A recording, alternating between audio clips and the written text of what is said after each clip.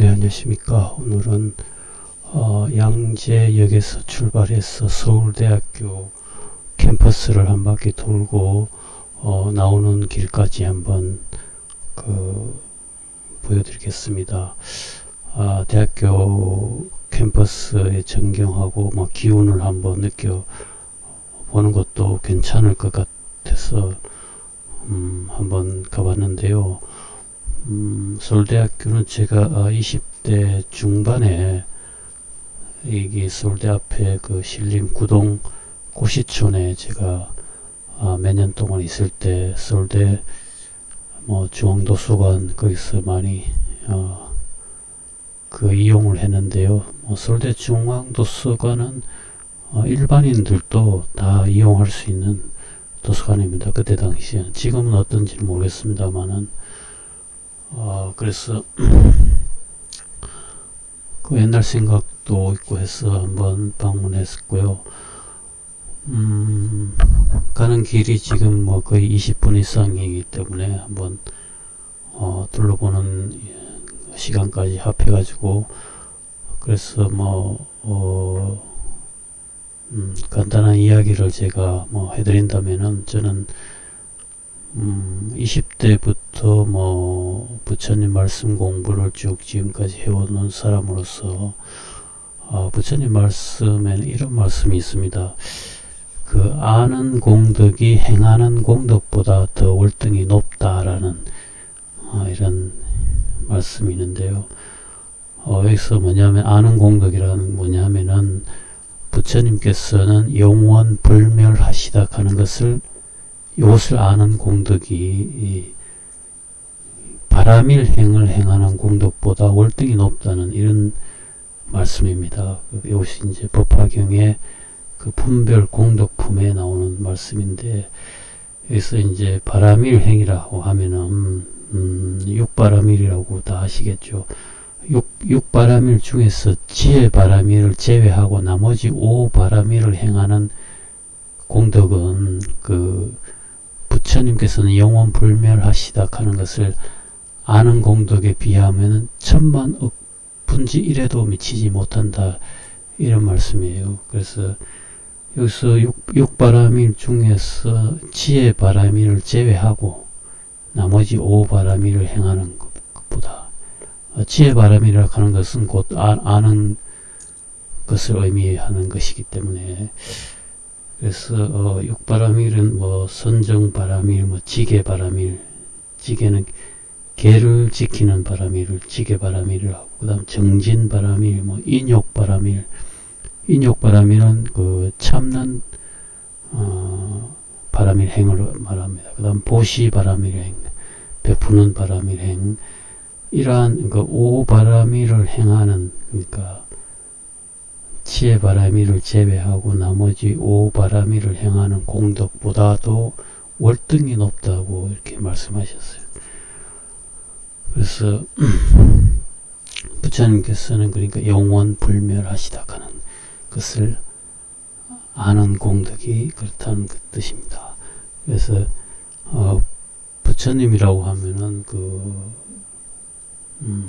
중생들의 하나의 아버지입니다. 하나의 아버지시고 영원 불멸하시고 전지전능하신 하나의 아버지시다. 이렇게 이해하시면 됩니다. 정확하게 그렇게 이해하시는 것이 정확하게 이해하시는 거예요.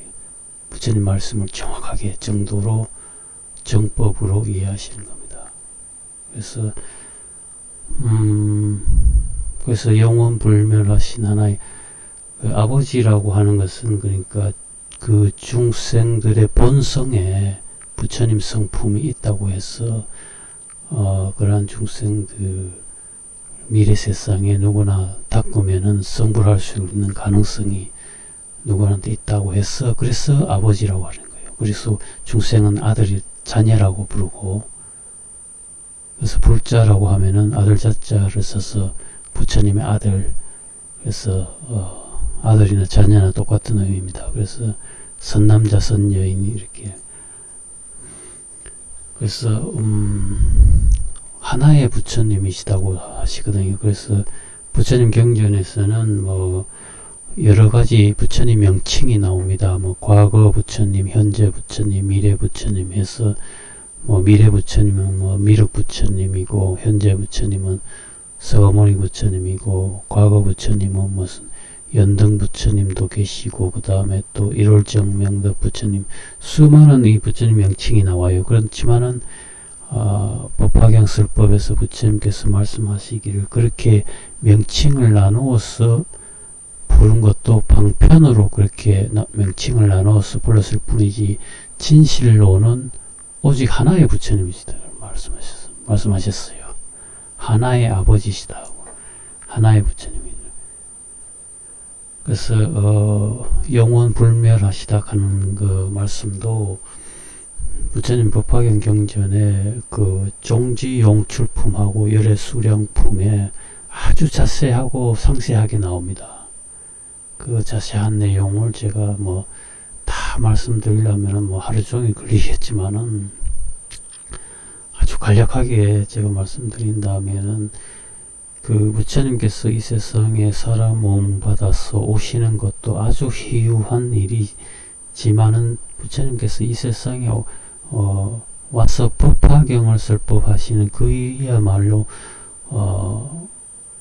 그보다 더 희유한 일입니다. 그러한 희유한 법화경 설법의 자리가 시기가 있어가지고 그 시점에 온 우주에 계시는 부처님의 분신 부처님과 보살님네들이 다 서가모니 부처님께 이렇게 모여들었어요. 경전에서는 타방국토에서 오신 불보살님이라고 이렇게 적혀 있습니다. 그래서 그 타방국토에서 오신 보살님들이 이렇게 부처님께 이렇게 말씀을 하시기를 부처님께서 이 사바 세계에서 열반에 드신 이후에는 우리가 여기에 남아서 법화경을 설법을 해드릴 테니 염려하지 마십시오. 이렇게 말씀하시자 서가모니 부처님께서는 그칠지어다 선남자여 이 사바국토에도 수많은 보살들이 있느니라. 그 보살들이 법화경을 설법해 사실 것이다.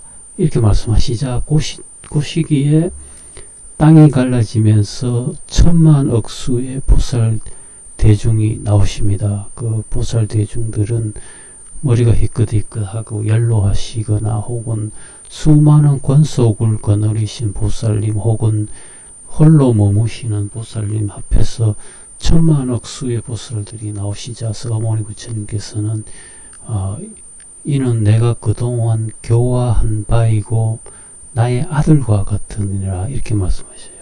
그러자 부처님 제자들이 어리둥절해 하면서 부처님은 젊으신 분이시고 이제 출가해서 성불하신 지는 40여 년이 지나신데 어느 세월에 이렇게 천만억 수의 많은 보살들을 교화하고 또 이렇게 연로하신 보살님들을 나의 아들과 같다고 이렇게 말씀하시는 것은 후대 사람들이 헤매는 마음을 일으키고 하기 때문에 좀 더 상세히 설명해 주십시오.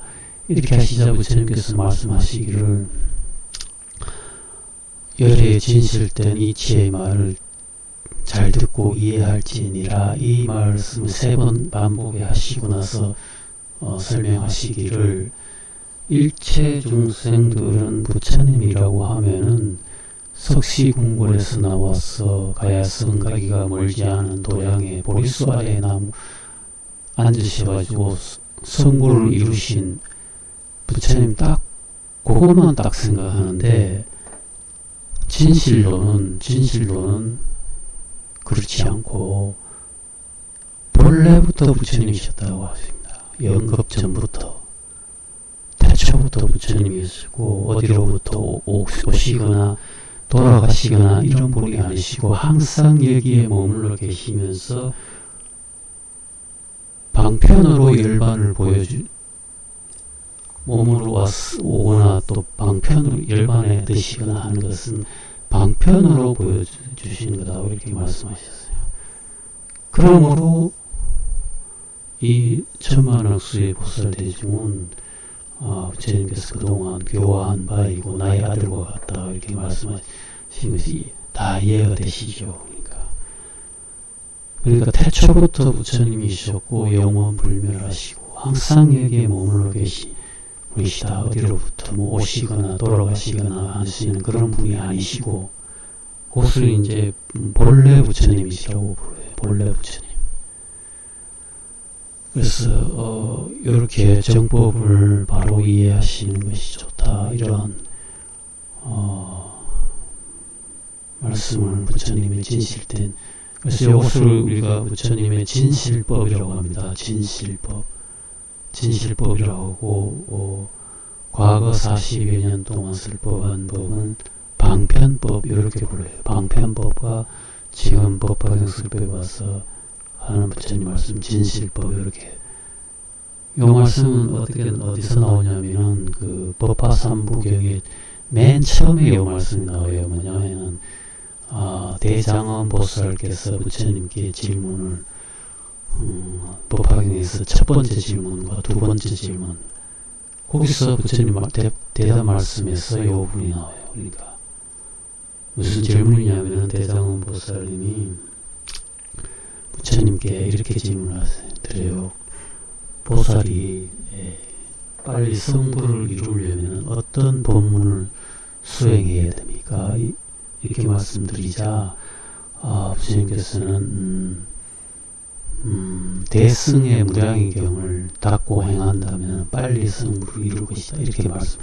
그러자 대장엄 보살님께서 그의 그 답에 이어서 두 번째 질문을 하셔요. 뭐냐면은 그렇다면은 부처님께서 과거 40여 년 동안 설법하신 법하고 지금 대승의 무량의경 법화를 수행을 하는 법하고는 어떤 다름이 있습니까? 이 질문이에요.